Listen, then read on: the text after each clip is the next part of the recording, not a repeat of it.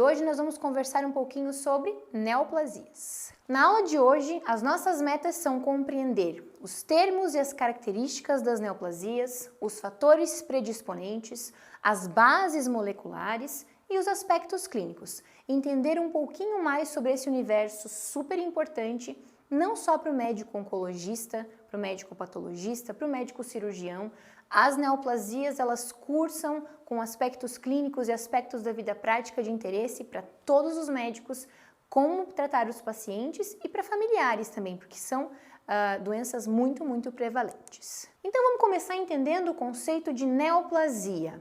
A palavra significa um novo crescimento, então isso se traduz basicamente em termos práticos como tumores.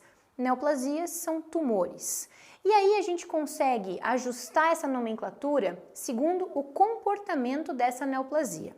As neoplasias benignas ganham um sufixo "oma", que é adicionado à célula de origem. Por exemplo, um adenoma, que é um tumor benigno originado de uma célula epitelial glandular. Nas neoplasias malignas, o sufixo vai depender da célula de origem. Se é um tumor maligno de uma célula epitelial, ele ganha o sufixo carcinoma. Se a célula de origem é uma célula mesenquimal, ganha o sufixo sarcoma. Logo, a gente tem os adenocarcinomas e os vários sarcomas, dependendo o tipo de célula de origem. E isso vai ser aplicado basicamente para todas as neoplasias derivadas desses tecidos. As neoplasias sólidas são constituídas por dois componentes básicos. O componente parenquimatoso, que é constituído pelas células clonais proliferantes, que dão origem ao tipo de neoplasia, e é a partir dessas células que as neoplasias serão classificadas segundo a sua nomenclatura e o seu comportamento biológico. E o componente estromal, que é o segundo componente dos tumores sólidos, que consiste no tecido conjuntivo, os vasos sanguíneos que vão nutrir essa neoplasia, que vão permitir que ela cresça e se perpetue, as células do sistema imunológico que vão interagir com essa neoplasia, permitindo que ela cresça ou então combatendo-a. E aí, essa interação com o componente estromal vai estar relacionado com o padrão de crescimento da neoplasia e a via de disseminação, se vai ser uma disseminação local ou uma disseminação sistêmica. Quando a gente entra, então, depois que a gente entendeu o conceito de neoplasia, a gente vai entrar um pouquinho mais a fundo em termos e características. Então, no contexto da oncologia, vocês vão ver muito frequentemente quando a gente fala no termo de diferenciação. Diferenciação refere-se ao quão semelhante essa neoplasia é em relação à célula que deu origem. Ou seja, uma neoplasia bem diferenciada é aquela que se assemelha muito à célula de origem. Quanto menos diferenciada a neoplasia, menos ela se assemelha com a célula de origem, ficando mais difícil para o médico patologista ou para o clínico fazer o diagnóstico diferencial e determinar a partir de qual célula surgiu essa neoplasia. Um outro termo importante no contexto das neoplasias é o conceito de anaplasia. Anaplasia é quando a neoplasia tem uma perda completa da sua diferenciação. Ou seja, no microscópio, para nós patologistas, essa célula, essa neoplasia não tem cara de nada, porque a gente tem características que nos remetem aos tumores epiteliais, aos tumores mesenquimais de músculo liso, de músculo esquelético, de bainha de nervo periférico. Quando as neoplasias são extremamente anaplásicas, elas não têm nenhuma característica que nos auxilie a determinar qual foi a célula de origem. E isso é uma característica muito importante de uma série de neoplasias e, em geral, quanto mais anaplásicas, mais agressivo é o tipo de tumor. Um outro conceito importante é o conceito de pleomorfismo. Pleomorfismo refere-se à variação no tamanho e na forma, seja da célula neoplásica ou principalmente do núcleo dessa célula. Quando a gente conversa a respeito de neoplasias, as características nucleares sempre vão ser comparadas com a célula de origem. Então, uma das características em geral das neoplasias é que o núcleo muda. Geralmente aumenta de tamanho, fica mais hipercromático porque tem mais material genético se proliferando nessa célula.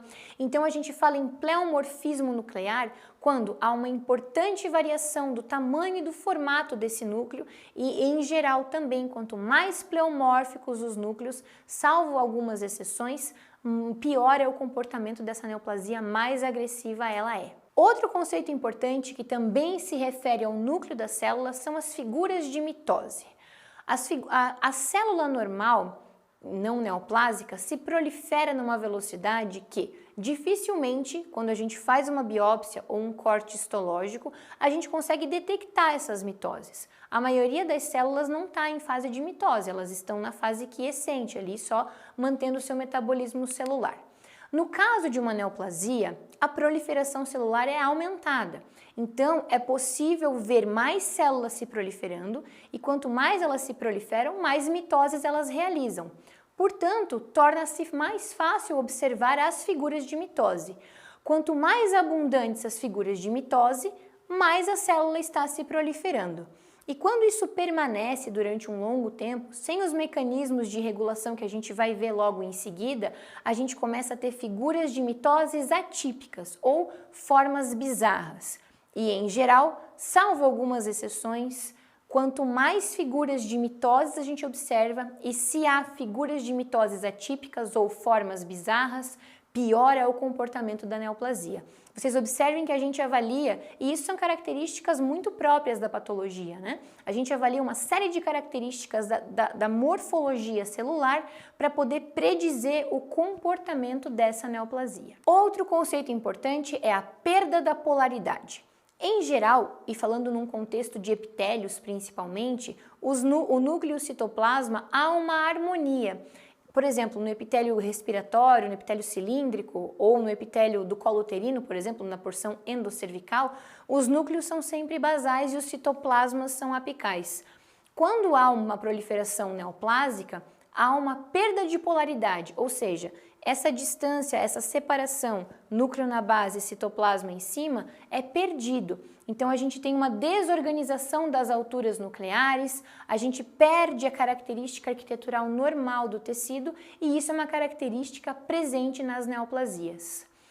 A necrose, que é um conceito da patologia básica que se refere à morte celular, um processo patológico de morte celular associado a processo inflamatório, acontece nos casos das neoplasias. E por que as neoplasias necrosam? As neoplasias necrosam porque, frequentemente, há uma proliferação celular muito maior do que o suporte sanguíneo consegue manter. Então, as células crescem demais, não têm oxigênio e nutrientes suficientes e aí elas entram em necrose. Então, as células sofrem necrose por causa do alto turnover e a insuficiência de suprimento sanguíneo, oxigênio e nutrientes para manter essa proliferação tão aumentada. Mais um conceito super importante em termos das neoplasias é o conceito de displasia, que é um estado antes da neoplasia. Então, na displasia, há um crescimento desordenado, principalmente dos epitélios, há uma perda da arquitetura normal dos tecidos, então aquela organização, aquela polaridade é perdida, há pleomorfismo nuclear, principalmente, e a imaturidade celular. A gente sabe que nos epitélios, em geral, as células basais são as células que proliferam e elas vão subindo, por exemplo, no epitélio escamoso, e vão maturando. Em geral, a célula displásica, ela não tem essa maturação apropriada. Então, as células basais, que são com os núcleos maiores, o citoplasma menor, vão se perpetuando e elas vão se mantendo sem haver a maturação adequada dessas células. E isso é uma das características de displasia.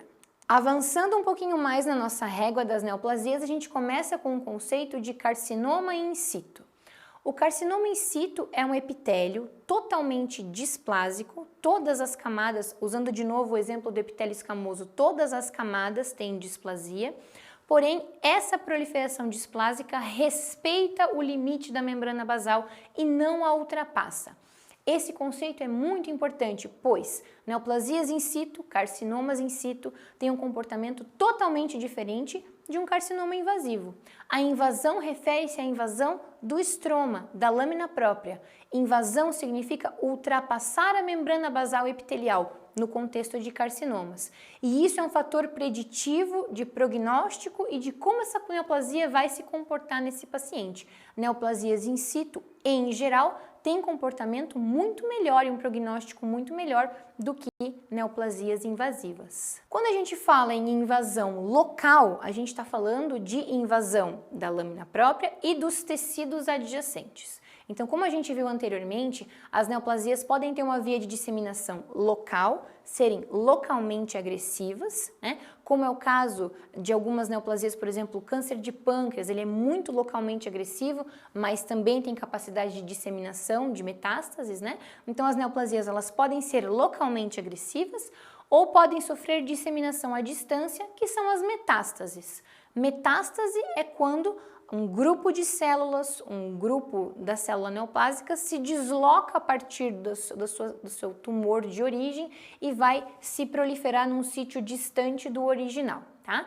Isso é uma característica de neoplasias malignas, apenas neoplasias malignas dão metástases, neoplasias benignas não dão metástases. E aí, além das metástases a distâncias, que podem ocorrer por via hematogênica, que é a via mais comum para os sarcomas, por exemplo, né? Então elas vão pelos vasos sanguíneos, ou a invasão, a disseminação à distância pela via linfática, que é a via mais comum dos carcinomas. A gente tem os implantes cavitários, que é quando as células neoplásicas se disseminam e vão se proliferando através das superfícies serosas. Então, é mais uma característica das neoplasias malignas, essa disseminação à distância ou os implantes cavitários. Quais são os fatores predisponentes relacionados às neoplasias? Por que existe câncer, afinal de contas? Então, existem uma série de fatores que já são bem documentados e que estão relacionados com neoplasias. Talvez o tabagismo seja o fator de risco, o fator predisponente mais importante, o primeiro que vem à mente, né? Então, o tabagismo está altamente relacionado com neoplasias pulmonares, o carcinoma de células escamosas, o carcinoma de pequenas células, neoplasias renais, de cabeça e pescoço, de esôfago. Então, a gente sabe que o tabagismo, o cigarro, é um fator de risco importante para uma série de neoplasias. Outro fator de risco absolutamente bem conhecido e documentado é o vírus do papilomavírus humano, o HPV, em relação ao câncer de colo uterino. Então, o câncer de colo uterino, que é prevenido através do rastreio pelo exame do Papa Nicolau, a citologia cérvico-vaginal, é causado pelo HPV, geralmente os tipos mais agressivos, 16 e 18, e é um fator de risco muito bem documentado para câncer de colo uterino. E atualmente, inclusive, já é também um dos fatores de risco mais relacionados com câncer de cabeça e pescoço, que são lesões também bastante importantes. Outros riscos ocupacionais, fatores ambientais, exposição, por exemplo, a asbestos relacionado com mesotelioma, já existem esses riscos ocupacionais também relacionados com a geração e o nascimento de uma neoplasia. Além dos fatores ambientais, os fatores externos, existem fatores genéticos hereditários. Existem síndromes hereditárias autossômicas dominantes que estão relacionadas com o nascimento de um indivíduo com uma predisposição genética a desenvolver neoplasias, e aí esses pacientes vão ter defeitos no reparo do DNA.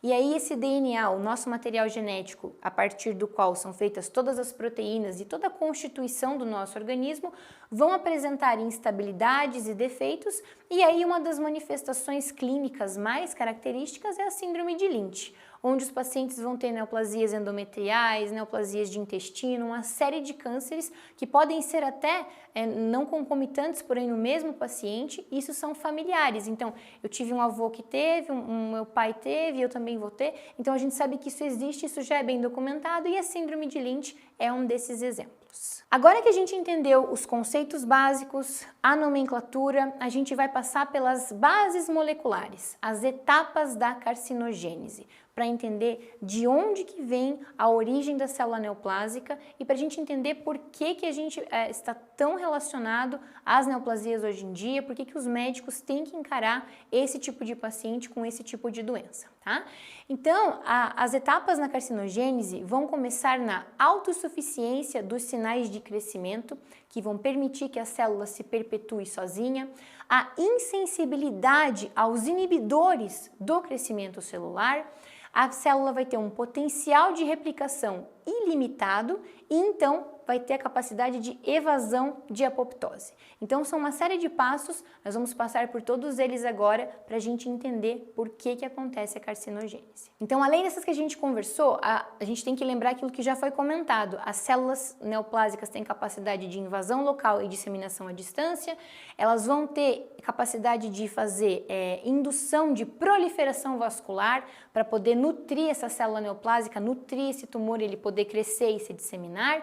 Elas vão conseguir escapar do sistema imunológico, porque o nosso sistema imunológico, além de nos defender contra agentes infecciosos externos, ele também nos defende das células neoplásicas. Mas as células neoplásicas sofrem mutações que permitem que haja evasão do sistema imune e isso vai estar relacionado também com defeitos no reparo do DNA.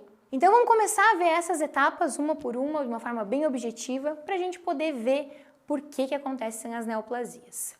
Então, o primeiro passo, que é a autossuficiência nos sinais de crescimento, ocorre da seguinte forma. Em geral, para que haja uma proliferação celular normal, não neoplásica, há uma série de sinais de citocinas e de outros marcadores humorais que vão induzir a proliferação celular.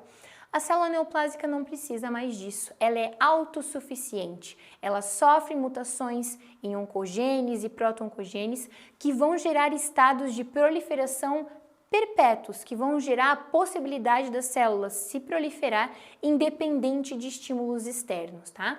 E aí vai ocorrer então esse desequilíbrio nos proto-oncogenes e nas suas proteínas, que em estados fisiológicos vivem em equilíbrio e em geral os genes supressores de tumor estão ali para impedir que a célula se torne neoplásica, porém mutações nos oncogenes que induzem a proliferação celular e nas oncoproteínas vão permitir que essa célula ganhe autonomia e se prolifere de maneira autossuficiente. O segundo passo, um dos outros passos importantes com relação às neoplasias é a evasão da apoptose. Se vocês lembrarem do conceito de apoptose, que é a morte celular programada, é um conceito onde a célula, quando há algum tipo de defeito no DNA muito importante que possa levá-la a tornar-se uma célula neoplásica, a célula ativa o mecanismo de apoptose e sofre morte celular programada. As células neoplásicas, elas passam por esse processo, elas não sofrem mais o perigo da apoptose. Elas conseguem evadir esse sistema, elas conseguem burlar o sistema da apoptose através de várias vias. As principais são através de inibidores das proteínas que induzem a apoptose. E talvez um dos exemplos mais práticos e um dos primeiros que a gente lembre é o BCL2, que é um gene anti-apoptótico que vai ser ativado e aí uma série de mutações e translocações vão manter esse gene ativado e aí, por exemplo, uma das neoplasias, a gente não está falando de tumores sólidos, mas de uma neoplasia hematológica, são os linfomas. O linfoma folicular, que é um linfoma geralmente do paciente idoso, exibe mutação do BCL2 e esse diagnóstico é feito pelo médico patologista por imunohistoquímica. A pesquisa da expressão da proteína BCL2 e aí, estando positivo, a gente consegue fechar o diagnóstico de linfoma folicular. Outro tipo de inibição é a inibição do P53, que também vai funcionar da mesma forma, você inibe a proteína que induz a apoptose e a célula ganha autonomia e não sofre mais morte celular programada. Com relação ao potencial de replicação ilimitado, um dos conceitos mais importantes é o conceito dos telômeros. Os telômeros são a parte mais distal, mais superior do nosso material genético e a cada divisão celular os telômeros vão se encurtando. Quando eles chegam num tamanho bem curtinho, a célula para de se proliferar e sofre morte celular programada. A célula neoplásica consegue burlar também esse sistema. Então elas garantem a manutenção dos seus telômeros, que é a porção mais superior do material genético, e aí elas vão fazer uma reexpressão da enzima telomerase, que vai garantir a manutenção desses telômeros, dando um potencial de replicação ilimitado para a célula neoplásica. Essa célula conseguiu burlar o sistema de apoptose, burlar o sistema de morte celular programada, conseguiu se autorreplicar de forma suficiente, só que ela precisa ser nutrida, né? As neoplasias, as grandes proliferações, é um metabolismo celular bastante acelerado, então é necessário que haja suprimento de oxigênio e nutrientes para manter esse tumor em crescimento. E é aí que entra a indução de angiogênese. Então, as células neoplásicas frequentemente secretam fatores angiogênicos para garantir suprimento sanguíneo para essa neoplasia, a fim de que ela possa fazer a manutenção do seu crescimento. Além disso, elas induzem o brotamento de capilares a partir de vasos sanguíneos já existentes e elas fazem também o recrutamento lá da medula óssea de células endoteliais, a partir dos quais vão ser gerados novos vasos. Então vejam, a célula neoplásica usa diversas vias para conseguir o mesmo efeito, que é a proliferação sem nenhum tipo de controle, sem nenhum tipo de restrição. Essa proliferação e indução de angiogênese vai garantir nutrição e oxigênio, vai fazer a síntese de fatores de crescimento, que vai fazer uma retroalimentação, ou seja, vai garantir a manutenção desse crescimento e desse suprimento sanguíneo de oxigênio para as células neoplásicas. E aí, esses vasos neoformados, e essa é uma nomenclatura que a gente usa frequentemente, neovasos ou vasos neoformados, vão ser caminhos para a disseminação hematogênica, para as metástases que essas neoplasias malignas possam eventualmente gerar. De novo, no contexto de neoplasias malignas, a capacidade de invadir localmente e enviar metástases é uma das características mais importantes e que está relacionada com a maior morbidade desse tipo de doença, né? Então, a interação entre as células neoplásicas e a matriz extracelular e os seus componentes vai permitir ou não que essas neoplasias façam ou invasão local e sejam localmente agressivos, por exemplo, uma neoplasia de reto distal que invade, por exemplo, a bexiga num paciente masculino, né? Ou uma neoplasia de próstata que invade o reto distal, né? Essas são neoplasias que são localmente agressivas, né? Ou em outros casos, por exemplo, como as neoplasias, os grandes sarcomas, o osteosarcoma, por exemplo, osteosarcoma de fêmur, que vai invadir esses vasos neoformados e dar uma metástase para o pulmão, né? Essas são características bem importantes das neoplasias malignas, tá? E aí, como que funciona esse passo a passo até gerar essa metástase, ela sair, passear por aí no paciente, né? Em primeiro lugar, em geral, nas células, principalmente epiteliais, elas têm um sistema de adesão, elas são todas, né, até o limite intercelular é uma das características dos epitélios, né? Então, há uma perda dessa interação, dessa adesão célula-célula, através da degradação da matriz extracelular. Então, depois que ela se solta da sua célula vizinha, ela vai degradar a matriz extracelular e vai migrar através da matriz extracelular até ela fazer a entrada nos vasos sanguíneos, formando êmbolos neoplásicos que vão passear por aí e vão parar, sabe-se lá onde, né? E, em geral, há uma preferência, uma série de órgãos são mais alvo de metástases, né? Os pulmões, o fígado, até o sistema nervoso central, são locais que são alvos muito frequentes de metástases, né? E aí, como é que isso vai continuar? Depois que o êmbolo passeou, ele vai chegar no seu destino, vai aderir à célula endotelial, vai passar pela membrana basal vascular e vai fazer um nicho, um ninho metastático. E ali, essa nova metástase vai fazer o mesmo caminho que o tumor original fez. Vai gerar uma nova angiogênese, uma proliferação vascular que vai nutrir esse novo tumor e aí pode até mesmo criar um caminho para novas metástases através da primeira metástase. Então vejam como é interessante o mecanismo de autossuficiência e perpetuação das neoplasias malignas. Tudo isso é muito bem pensado, são mutações muito bem coordenadas, são estágios evolutivos, são mutações evolutivas que geram a perpetuação dessa neoplasia. E aí quando a gente fala da questão genética, né, nessas bases moleculares das neoplasias, apesar de diversos agentes agressores externos, diariamente nossas células do corpo sofrem agressões externas, né? A gente tem a radiação ultravioleta, a gente tem os agentes químicos, alguma parte de alimentação não apropriada, então uma série de estímulos nocivos são submetidos às nossas células diariamente. Porém, a minoria maioria dessas células que são lesadas consegue sobreviver e se proliferar por causa dos mecanismos reguladores que a gente viu anteriormente. Existe um sistema de vigilância que não é relacionado diretamente com o nosso sistema imunológico, que é o sistema de reparo do DNA. Tá? Então, o defeito no reparo do DNA, que é como se fosse a vigilância da integridade do nosso material genético, vai estar relacionado com a instabilidade dos microsatélites. Esse é um conceito bem importante que vários colegas, oncologistas, cirurgiões, clínicos vão estar relacionados e é importante que todo médico tenha esse entendimento, tá? Quando a gente conversa então a respeito do defeito no reparo do DNA, é importante entender o conceito da instabilidade dos microsatélites.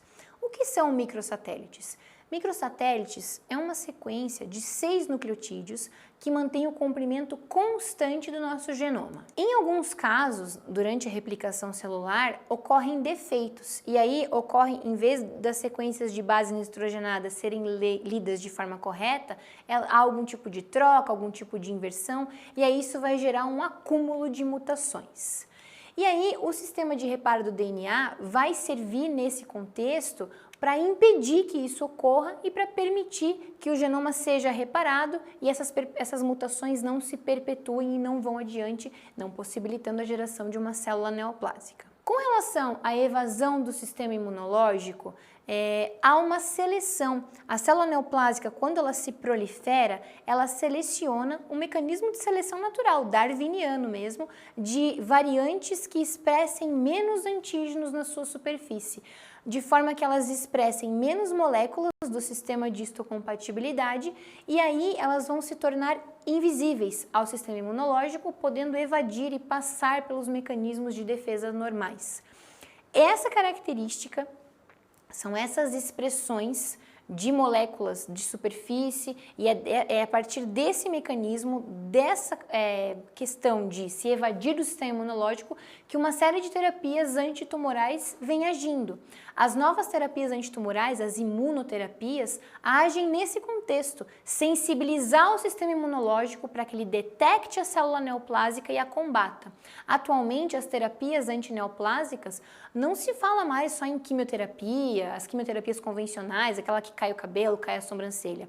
Atualmente já existem tratamentos disponíveis muito mais tecnológicos que visam a sensibilizar o sistema imunológico, dizer para o sistema imunológico, olha, linfócitos T vão lá combater essa célula, ela é neoplásica. Então é assim que funciona, atualmente muito diferente do que era um tempo atrás. Além de serem mais específicas, essas terapias antineoplásicas têm muito menos efeitos colaterais, dão uma sobrevida muito maior para esses pacientes e todo esse contexto é baseado nesse conceito da patologia básica, de sensibilizar o sistema imunológico a reconhecer a célula neoplásica e a combatê-la. Com relação então aos agentes carcinógenos, quais são os agentes ambientais e físicos que geram neoplasias, né? Então a gente sabe que a radiação ionizante, ela pode ser sim um fator gerador de neoplasias.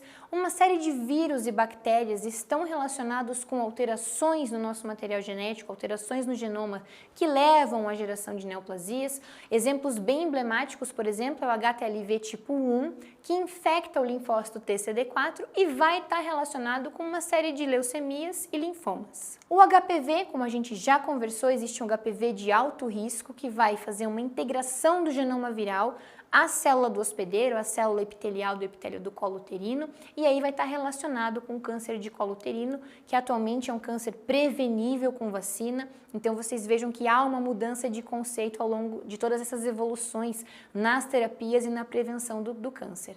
O vírus da hepatite B, o vírus da hepatite C já são reconhecidamente relacionados com o carcinoma hepatocelular. E, finalmente, o Helicobacter pylori, que é uma bactéria que infecta o nosso estômago, está comprovadamente relacionado com carcinomas e linfomas gástricos. Então, vocês vejam que uma infecção bacteriana pode gerar uma série de neoplasias. Com relação aos aspectos clínicos de uma maneira bem objetiva, as neoplasias vão gerar efeitos locais, diretos relacionados à compressão, ao crescimento e à invasão de estruturas próximas. Por exemplo, um câncer de esôfago que começa a invadir as terminações nervosas vai causar uma dor torácica, às vezes uma disfagia pelo crescimento, pelo efeito compressivo, o efeito de bloquear o fluxo alimentar, né? A gente sabe que uma série de neoplasias, e aqui um dos exemplos mais importantes, o carcinoma pulmonar do tipo pequenas células, vão produzir uma série de hormônios, podem produzir síndromes paraneoplásicas, podem induzir também uma série de citocinas, marcadores inflamatórios, gerando um processo inflamatório crônico que pode levar o paciente à caquexia, consome as reservas do paciente, porque as células neoplásicas têm que crescer e se proliferar. Então vocês vejam que o quadro clínico de um paciente com uma neoplasia é um paciente, uma síndrome consumptiva, ele é consumido, né? O câncer consome o paciente porque ele tem que crescer, ele tem que se perpetuar, ele tem que se disseminar e isso consome as reservas dos pacientes. Uma aplicabilidade prática numa questão de prova de residência de 2015, a gente tem ali, sobre a nomenclatura das neoplasias, é correto afirmar que o tumor benigno, derivado de um ou mais tipos de célula germinativa, é chamado de teratoma. Percebam o oma, o sufixo que caracteriza as neoplasias benignas, né? Então aqui um conceito básico, bem importante, e aí eu atento para vocês para a alternativa D, que a gente tem o melanoma, que eles botam que são tumores melanocíticos benignos. Essa é uma exceção, o oma do melanoma é uma exceção. Melanoma é uma neoplasia maligna. O tumor benigno dos melanócitos são os nevos melanocíticos. Então, a regra geral vale. Oma é sufixo para tumor benigno, mas há exceções, como no caso do melanoma. E é isso por hoje, pessoal. Então, revisando rapidamente a nossa aula de neoplasias, uma série de conceitos importantes para o entendimento da prática clínica, para o entendimento dos tratamentos e do contexto desses pacientes. Lembrem que neoplasia é um termo genérico, significa tumor, né? E engloba condições benignas e malignas. Lembre que câncer, apesar de a gente falar muito frequentemente, é um termo leigo e está sempre relacionado com neoplasias malignas, tá? Lembrem que as neoplasias malignas vão ser caracterizadas por invasão local e disseminação de metástases. Lembrem das várias etapas da carcinogênese que a gente já reviu, a capacidade de fugir do sistema imunológico, de se autorreplicar, de se autoperpetuar cronicamente. Lembrem dos agentes carcinógenos, do HPV, do tabagismo, dos diversos vírus e bactérias relacionados com as neoplasias. E lembrem dos aspectos clínicos, do paciente caquético, consumido, muito característico de uma neoplasia maligna já num estágio bastante avançado. Por hoje é só, pessoal. Bons estudos para vocês, muito obrigada e até a próxima aula.